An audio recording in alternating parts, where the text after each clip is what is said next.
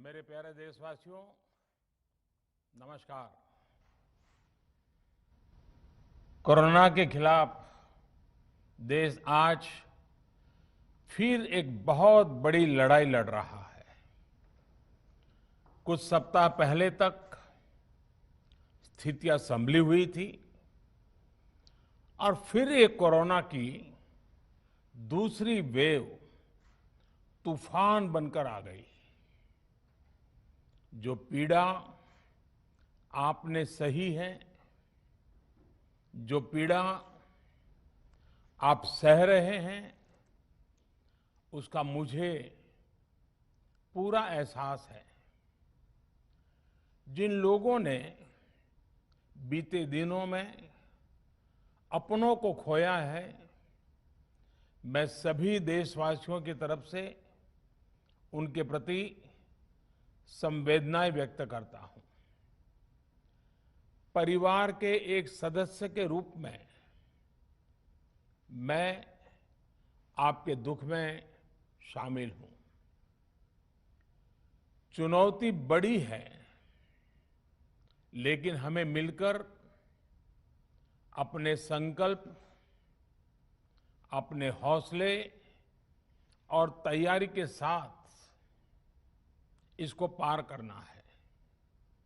साथियों, अपनी बात को विस्तार देने से पहले मैं देश के सभी डॉक्टरों, मेडिकल स्टाफ, पैरामेडिकल स्टाफ, हमारे सभी सफाई कर्मचारी भाई बहन, हमारे एम्बुलेंस के ड्राइवर्स, हमारे सुरक्षा बल, पुलिसकर्मी, सभी की सराहना करूंगा। आपने कोरोना की पहली वेव में भी अपना जीवन दांव पर लगाकर लोगों को बचाया था। आज आप फिर इस संकट में अपने परिवार, अपने सुख, अपनी चिंता छोड़कर दूसरों का जीवन बचाने में दिन रात जुटे हुए हैं। साथियों, हमारे शास्त्रों में कहा गया है, त्याज्यम न धैर्यम विदुरेऽपि काले, अर्थात कठिन से कठिन समय में भी हमें धैर्य नहीं खोना चाहिए। किसी भी परिस्थिति से निपटने के लिए हम सही निर्णय लें, सही दिशा में प्रयास करें, तभी हम विजय हासिल कर सकते हैं।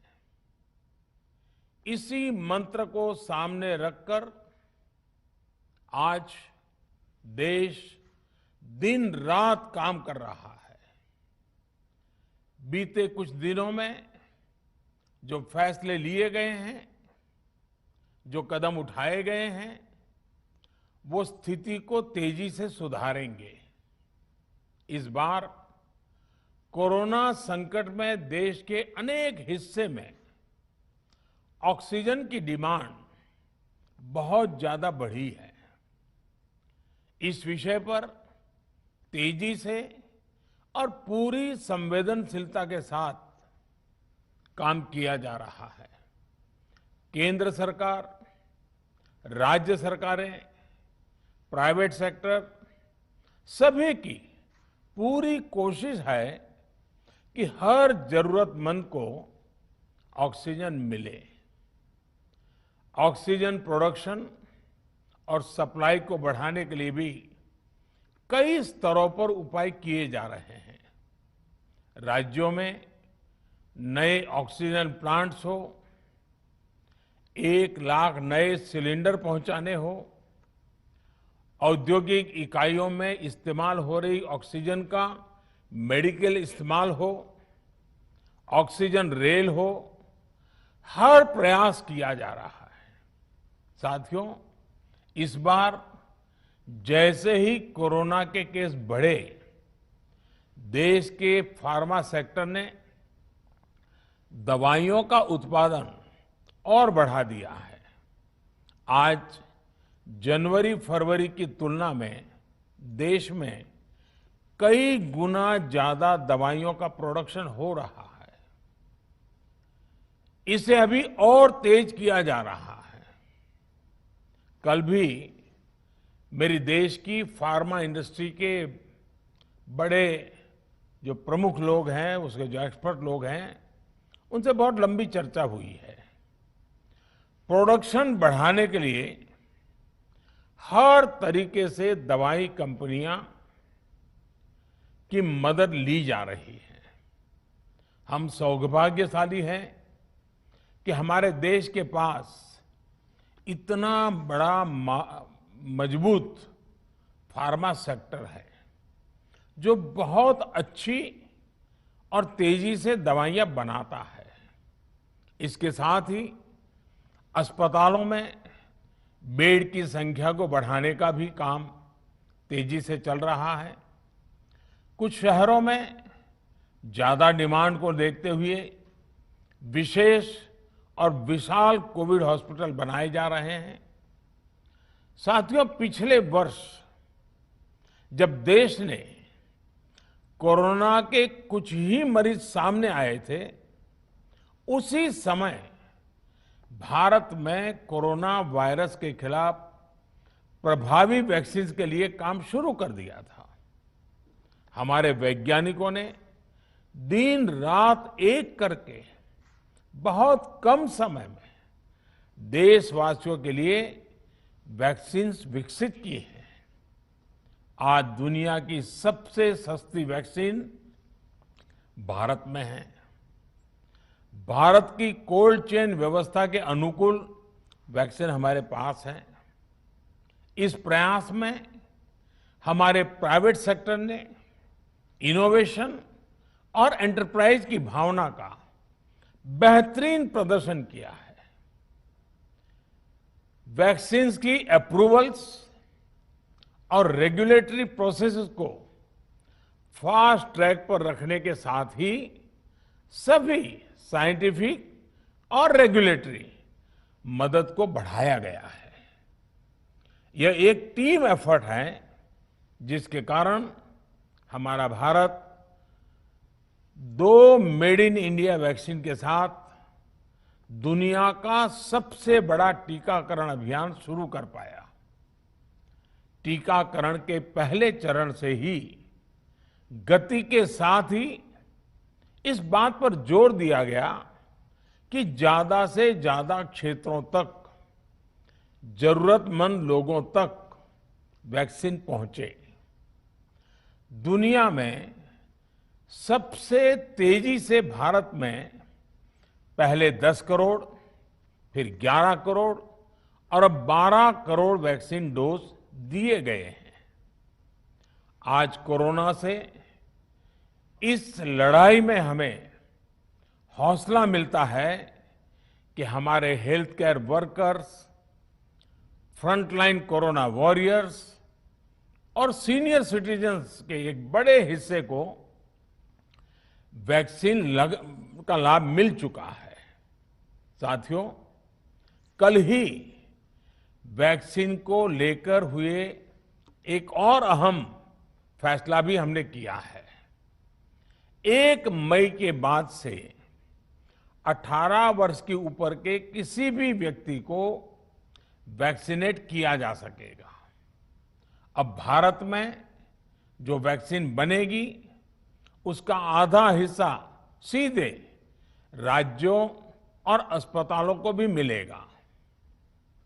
इस बीच गरीबों, बुजुर्गों, निम्न मध्यम वर्ग के लोग, 45 वर्ष की आयु के ऊपर के व्यक्तियों के लिए केंद्र सरकार का जो वैक्सीन कार्यक्रम चल रहा है वो भी उतनी ही तेजी से जारी रहेगा। पहले की तरह ही सरकारी अस्पतालों में मुफ्त वैक्सीन मिलती रहेगी, जिसका फायदा, जैसा मैंने कहा, हमारे गरीब परिवार हो, हमारे मध्यम वर्ग, निम्न मध्यम वर्ग के परिवार हो, वो उनका लाभ उठा सकेंगे। साथियों, हम सभी का प्रयास जीवन बचाने के लिए है, और जीवन बचाने के लिए तो है ही, प्रयास से भी ये है कि आर्थिक गतिविधियां और आजीविका कम से कम प्रभावित हो। प्रयास का तरीका यही रखा जाए। वैक्सीनेशन को 18 वर्ष की आयु के ऊपर के लोगों के लिए ओपन करने से शहरों में जो हमारे वर्कफोर्स है उसे तेजी से वैक्सीन उपलब्ध होगी। राज्यों और केंद्र सरकार के प्रयासों से श्रमिकों को भी तेजी से वैक्सीन मिले लगेगी। मेरा राज्य प्रशासन से आग्रह है कि वो श्रमिकों का भरोसा जगाए रखे। उनसे आग्रह करें कि वो जहां है वहीं रहे। राज्यों द्वारा दिया गया ये भरोसा उनकी बहुत मदद करेगा कि वो जिस शहर में हैं वहीं पर अगले कुछ दिनों में वैक्सीन भी लगेगी और उनका काम भी बंद नहीं होगा। साथियों, पिछली बार जो परिस्थितियां थी वो अभी से काफी भिन्न थी। तब हमारे पास इस वैश्विक महामारी से लड़ने के लिए कोरोना स्पेसिफिक मेडिकल इंफ्रास्ट्रक्चर नहीं था। आप याद करिए देश की क्या स्थिति थी। कोरोना टेस्टिंग के लिए पर्याप्त लैब नहीं, पीपीई का कोई प्रोडक्शन नहीं, हमारे पास इस बीमारी के ट्रीटमेंट के लिए कोई खास जानकारी भी नहीं। लेकिन बहुत ही कम समय में हमने इन चीजों में सुधार किया। आज हमारे डॉक्टरों ने कोरोना के इलाज की बहुत ही अच्छी एक्सपर्टीज हासिल कर ली है। वो ज्यादा से ज्यादा जीवन बचा रहे हैं।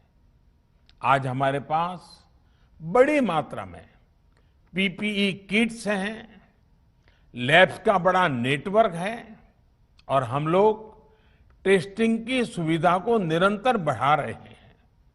साथियों, देश ने कोरोना के खिलाफ अब तक बहुत मजबूती से और बहुत धैर्य से लड़ाई लड़ी है।